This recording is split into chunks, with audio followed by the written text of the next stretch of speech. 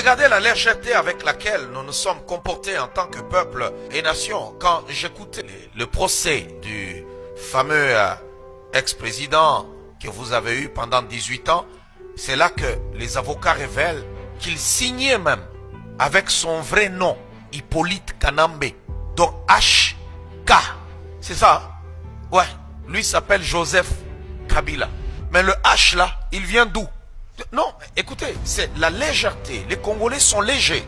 Quand je me dis, ben écoutez, 18 ans après, c'est maintenant qu'on vient parler de cette histoire.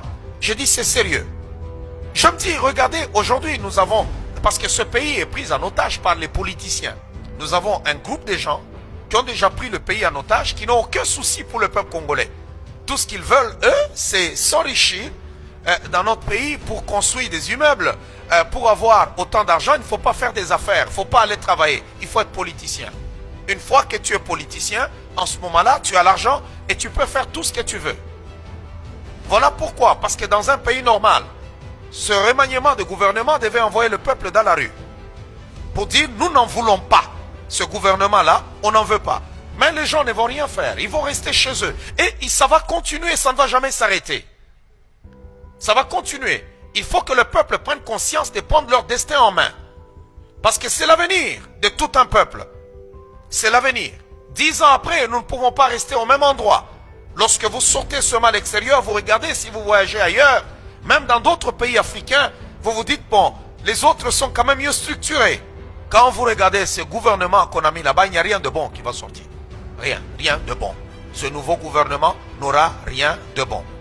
Donc quand on prend les mêmes personnes qui n'ont pas fait un bon travail hier, on prend encore, on le reconduit. Même c'est Einstein qui dit, il dit quand tu fais les mêmes choses et ça te produit toujours les mêmes résultats, mais tu répètes, c'est que c'est de la démence. Il y a quelque chose qui ne marche pas.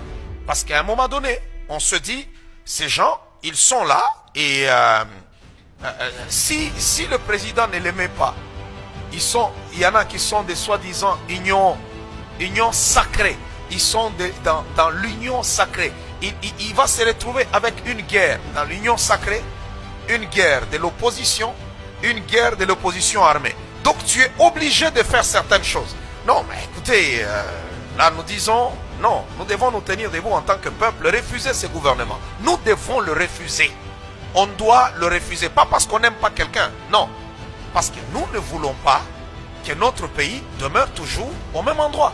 Regardez les salaires que les gens ont. Les gens n'ont pas de travail, les gens n'ont pas de bons salaires.